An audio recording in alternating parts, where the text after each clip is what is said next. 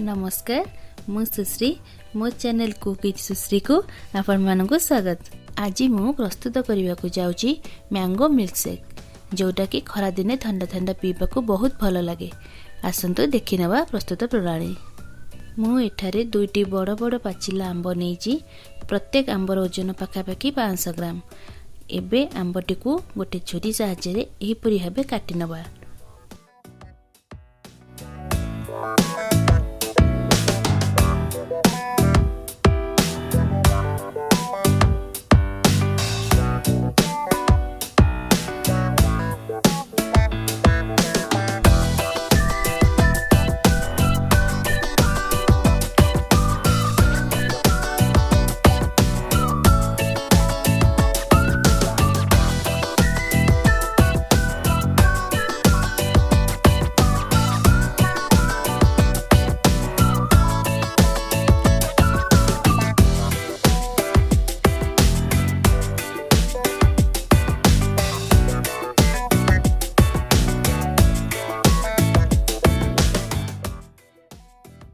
गोटे चामच साहाय्य आंब भीतर पटटी भल भाव क्लीन करी रस बाहर करनेबा। मु एहीपरि भाबे आउ गोटे आंबर रस को काढ़ी नेछि।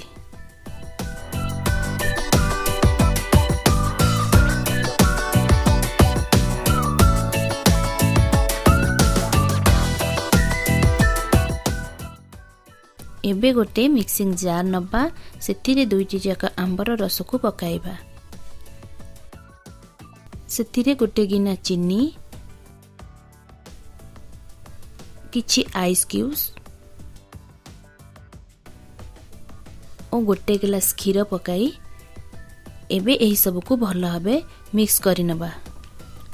देखंतु ए हमर प्रस्तुत हो गला मैंगो मिल्कशेक।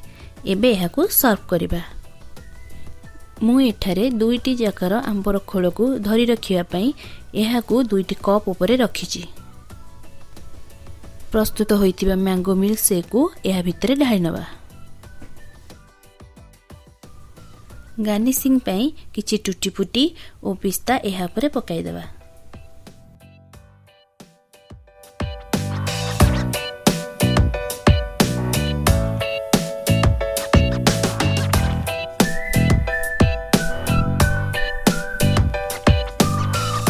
आशा करूची मोर एही रेसिपीटी आपण मानकु भल लागिवो।